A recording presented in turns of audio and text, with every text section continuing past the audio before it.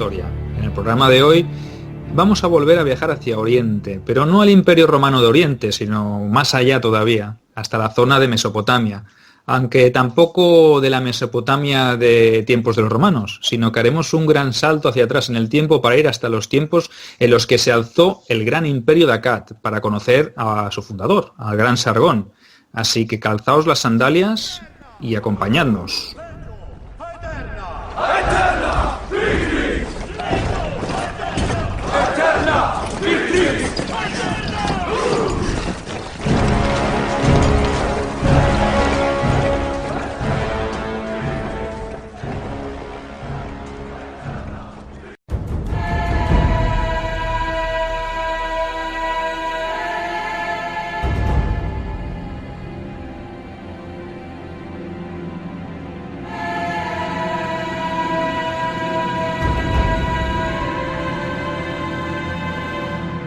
Como siempre, para hablar de historia, pues me acompaña mi camarada Arnau. ¿Qué tal? ¿Cómo estás, monstruo?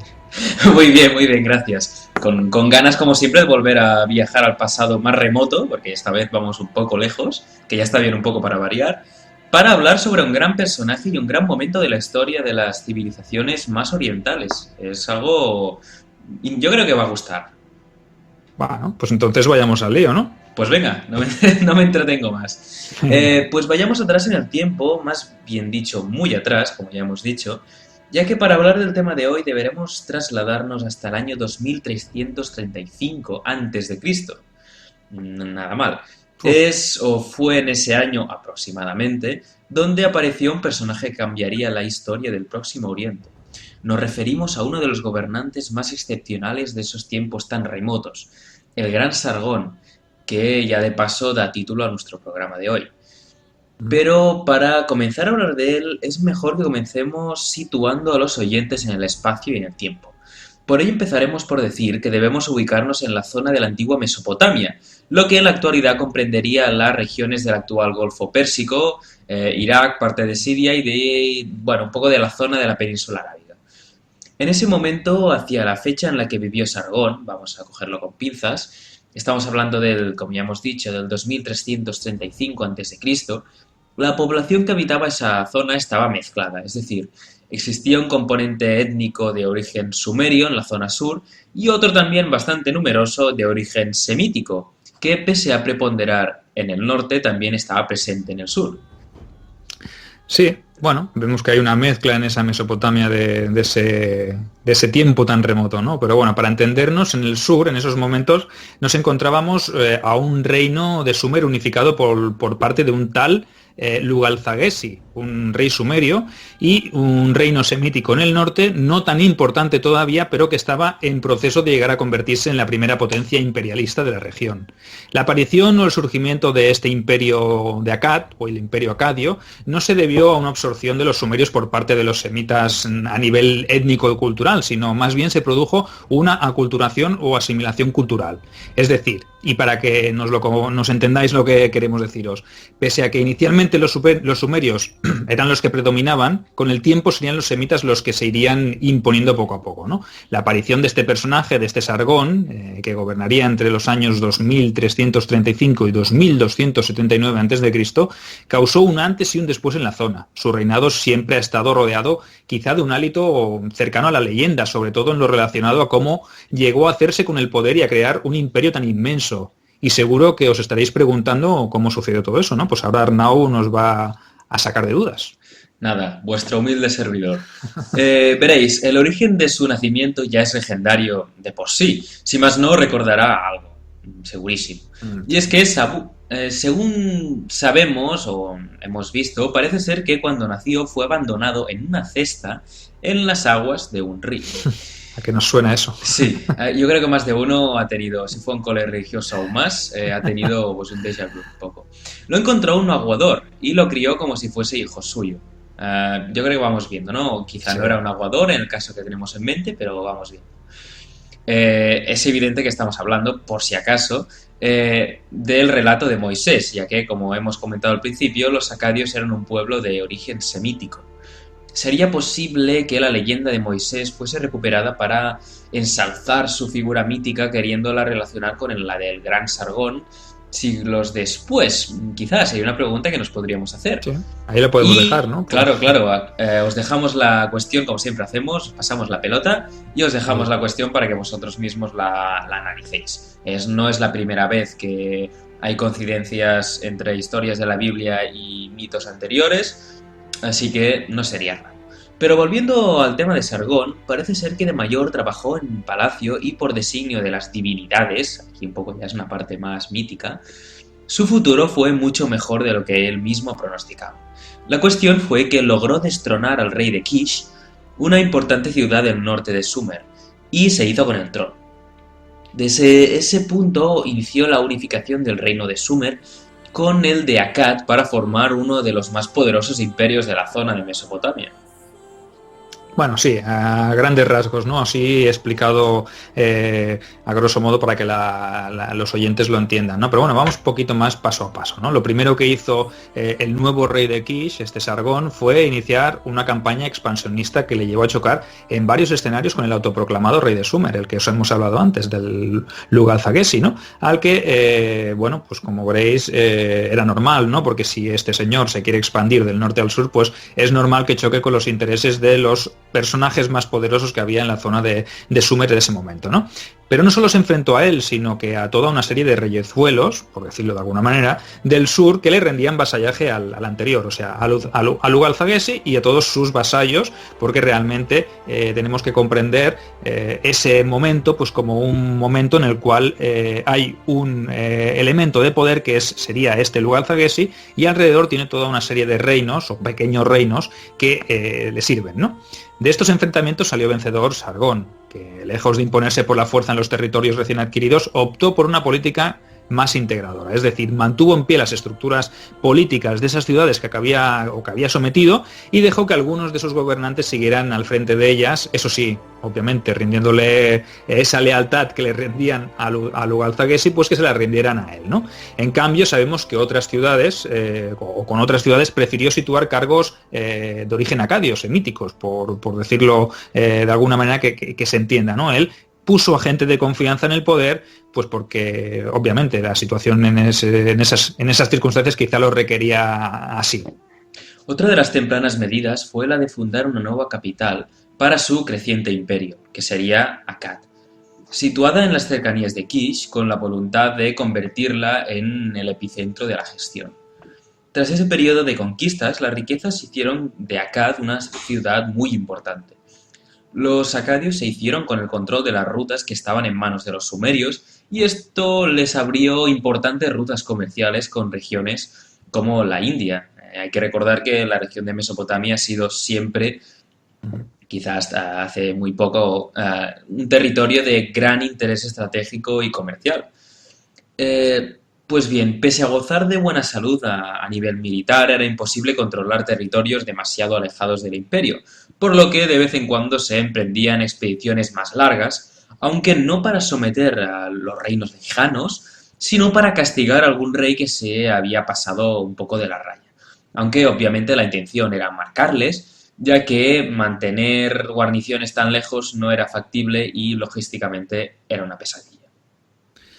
Bueno, otro de los momentos más notables del reinado de Sargón fue cuando se reprendió la expansión hacia el sur, ¿no? Lo que le llevó inevitablemente pues, a un choque con otro reino muy poderoso de aquel momento, que era el reino de Elam.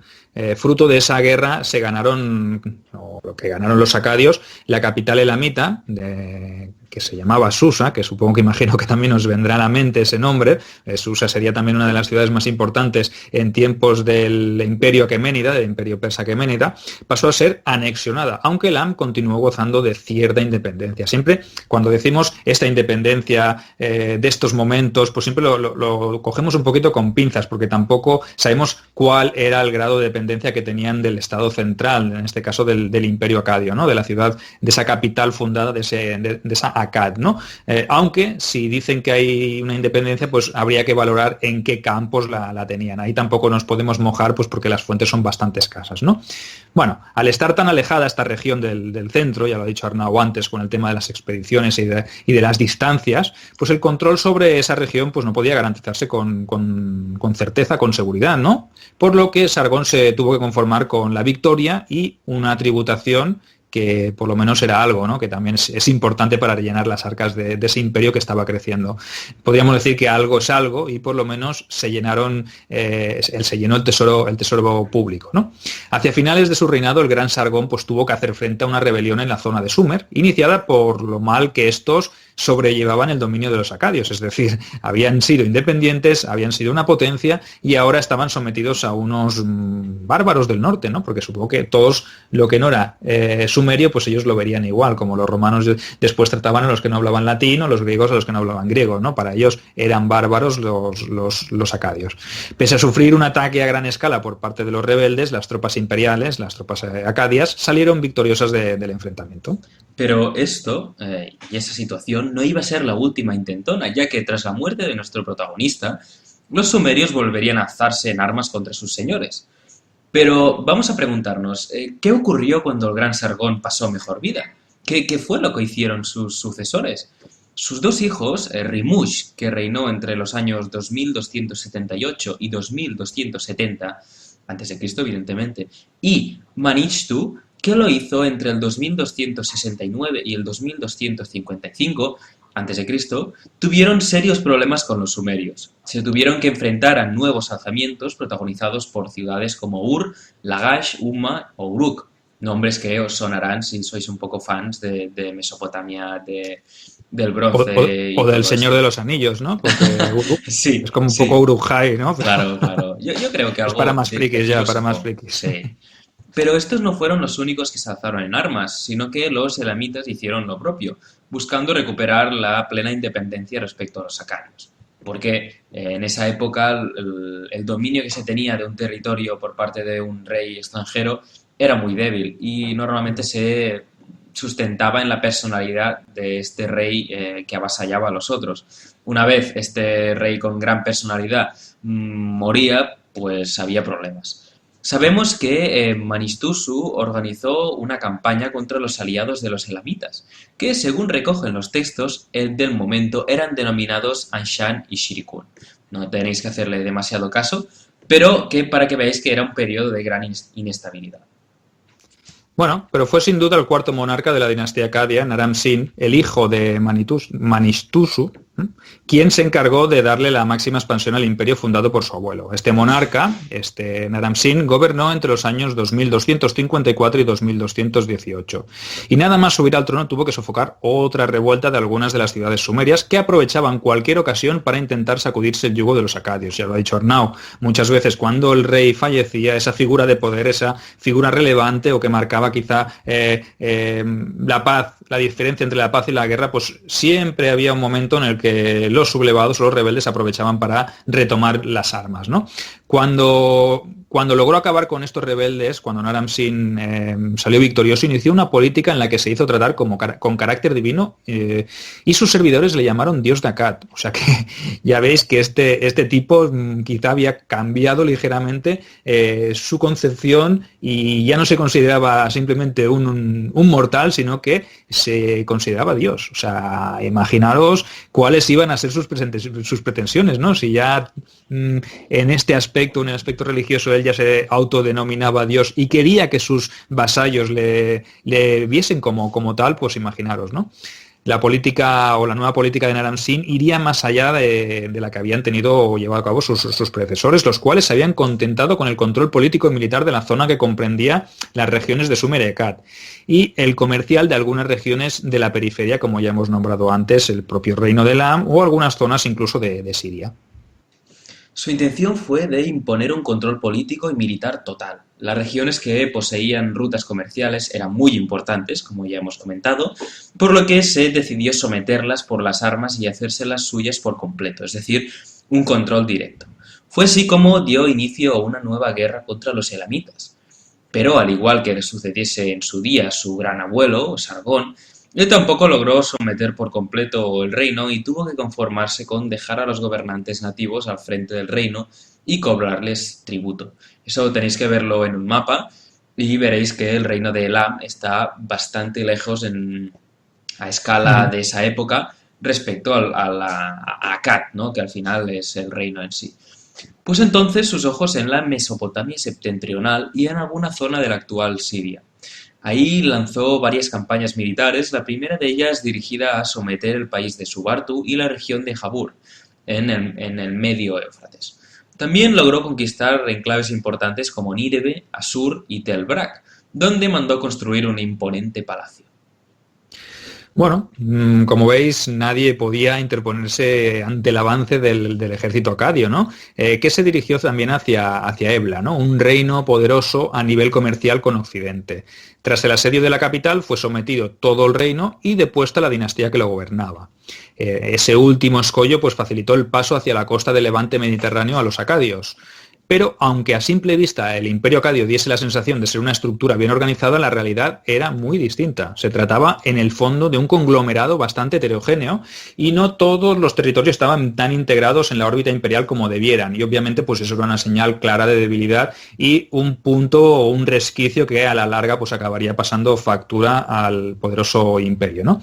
Un hecho que daba fe de ello era que con cada nuevo monarca que sucedía al predecesor surgía algún conato de revuelta por parte de algún territorio, de estos tan amplios, ¿no? Y sí que iban conquistando, pero con el paso del tiempo siempre había rebeliones, territorios lejanos, cercanos, Mesopotamia, Sumer en el sur, Elam, o sea, como veis, eso era un síntoma claro de que había poca cohesión. Sí, de hecho, mi teoría personal es que simplemente estas rebeliones eran un poco intentos de esos territorios de un poco irse, digamos, de independizarse del reino principal, simplemente para probar un poco la actitud del nuevo rey y ver Uh -huh. si era posible, ¿no? Una especie de tanteo, que al final no pasaba nada, la rebelión se suprimía y todos amigos. Pero Pero era eso una especie de desgastaba al tanteo, rey, claro, claro. claro. Aunque las campañas militares proporcionaban botines y también generaban gastos, sobre todo a la hora de costearlas. Si ya hablamos de sofocar revueltas, queda más que claro que no aportaban casi riquezas en comparación con lo que se invertía para reprimirlas. Y además tiene sentido, porque tú cuando vas a suprimir una revuelta tampoco quieres, digamos, para que entendáis un poco, tú quieres esquilar a la oveja, no quieres despellejarla. Pues en Claro. ese sentido, lo mismo. Otro aspecto determinante a la hora de gastar, que se acentuó durante el reinado de Naram-Sin, fue la necesidad de defender unas fronteras cada vez más extensas, y es que en sus tiempos los acadios tuvieron que repeler constantes incursiones de los lurubitas procedentes del territorio montañoso del Luristán y de otra tribu belicosa de los montes Zagros, los Kutu. Sí, la organización política del Imperio Acadio se estructuraba en torno a la figura del rey. Existían reyes o gobernantes de inferior rango que se sometían a la voluntad del monarca supremo. Ya os hemos hablado antes del vasallaje, de ese vasallaje que tenían los sumerios y que los acadios pues, también adoptaron como un sistema de gobierno que en principio debía mostrarse eficaz, ¿no? Sargón inició ese modelo de gobierno basado en un modelo que los investigadores han tendido a denominar de rey héroe conquistador, ¿no? Tenía esas tres facetas, quizá basándose un poco en la tradición sumeria y que recordaba a su héroe mítico, a Gilgamesh, ¿no? Un gran héroe legendario de la tradición sumeria, ¿no? La diferencia de este nuevo modelo de rey acadio es que sus gestas son más dignas de los mortales, pues guerrea, somete a otros pueblos, pero no combate contra criaturas de origen mitológico ni realiza gestas imposibles como los antiguos héroes, ¿no? Entonces vemos ahí quizá que tiene un aspecto más mortal y realiza hazañas pues más típicas de un humano y no de un héroe como podría ser el Heracles de los griegos, ¿no? O el Hércules romano, ¿no? Así vemos que las fuentes recogen las grandes gestas militares de los monarcas y, claro ejemplo, pues son tanto Sargón como su nieto Naram-Sin que dejaron bien recogidas estas gestas y estas campañas, pero ya decimos, humanas, no heroicas de matar al león de Nemea ni a criaturas semejantes, ¿no? Ni a la hidra, ni a todos esos trabajos que hizo Hércules. Como hemos comentado antes, estos reyes acadios buscaron relacionar la idea de su gobierno con la de dominio universal. Aunque Sargón solo se proclamó rey de las 4 regiones, a su nieto se le fue un poco más de la mano, digamos, se le fue la olla, para hablar un poco Sí. más vulgarmente, al proclamarse como una figura divina. Es algo que también vemos, por ejemplo, en Calígula, para hacer un poco la comparativa. Por debajo de los reyes existían figuras de inferior rango, como los prefectos, los llamados Shavra en sumerio o Shapiru en acadio, y por debajo de estos estaban los gobernadores militares, los Shagin. Sabemos que la autoridad de los reyes, Ensi es como se llaman los reyes, Ujú. locales fue respetada, aunque eso sí, supeditada siempre al poder central acadio. Tras la muerte de Naram-Sin le sucedió su hijo, Shar-Kali-Sharri, que reinó entre los años 2217 y 2193 a.C. Fue durante su gobierno cuando todo se torció para los acadios. En primer lugar, pasó una incursión de los elamitas por el sur de Mesopotamia que costó mucho de repeler. Quizás estuvieron ellos detrás de las consiguientes revueltas que tuvieron lugar en distintas regiones del imperio. ¿Quién sabe? Es, claro, que ya lo has dicho tú antes, ¿no? Con cada subida al trono, pues una prueba de fuerza, ¿no? Y en este caso, pues los elamitas, teniendo la distancia como una barrera de protección, pues podían arriesgarse a hacerlo y más, pues si no intervenían ellos directamente, sino que provocaran la revuelta en otros territorios, pues mira, mucho más fácil, ¿no? Que lo hagan otros en vez de nosotros, ¿no? Una de estas revueltas, quizá una de las más destacadas, se produjo en la antigua ciudad de Uruk, ¿no? En la que se sumó al continuo ataque de las tribus montañesas que no dejaban de hostigar las fronteras, ¿no? El hijo de Naram-Sin vio su final en una conjura palaciega y tras su muerte parece ser que el imperio acadio se desmoronó. Las fronteras fueron traspasadas por los Kutu, aquellas tribus montañesas que ya os hemos comentado antes, a los que los acadios llamaron dragones de las montañas. O sea, imaginaros el miedo que le tenían o el temor que les tenían o los salvajes que podrían ser estos tipos si les pusieron este mote. A su vez, las ciudades sumerias aprovecharon el momento pues, para sublevarse, obviamente, e independizarse del imperio acadio, y la anarquía y los desórdenes dinásticos hicieron mella en el trono. Aparecieron usurpadores que combatieron con los propios invasores para hacerse con el control, o sea que podíamos ver que había entre una especie de guerra civil y guerras contra los que pretendían invadir el trono, ¿no? O sea, era guerra civil y guerra exterior, o sea, un conjunto, una situación bélica, un componente bélico bastante importante en este momento, ¿no? Eso llevó a que los siguientes años pues nadie pudiese hacerse con el control total o de una manera determinante, sucediéndose los unos con los otros de manera alternativa. Sí, digamos que fue un cóctel mortal para el Ujú. reino acadio. Vemos por lo tanto que el imperio acadio fue más bien efímero y duró tan solo desde el 2235 hasta el 2193 a.C. El sueño del gran Sargón fue más bien pasajero, ya que sus sucesores podríamos decir que no fueron capaces de mantener las estructuras que él se había esforzado en crear, es decir, no dieron la talla.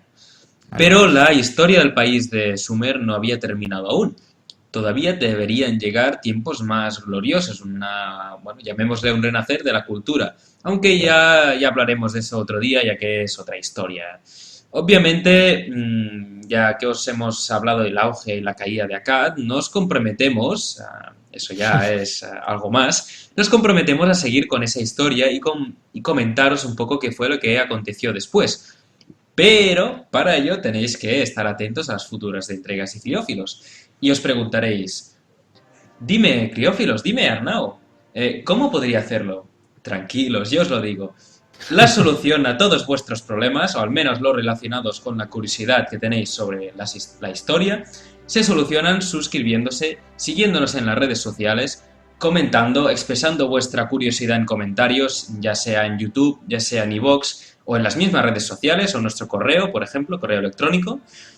Y con todo eso podéis estar al tanto de nuestras novedades que sacamos, incluso, por ejemplo, en Facebook pues compartimos enlaces que nos parecen curiosos, Ujú. material de estudio que podéis usar para contrastar, incluso para contrastar nuestras informaciones, que yo creo que pueden ser de vuestro gran interés. Así que nada, yo creo que no me he dejado nada y bueno, toca la épica frase final, ¿no? Nos vemos y nos escuchamos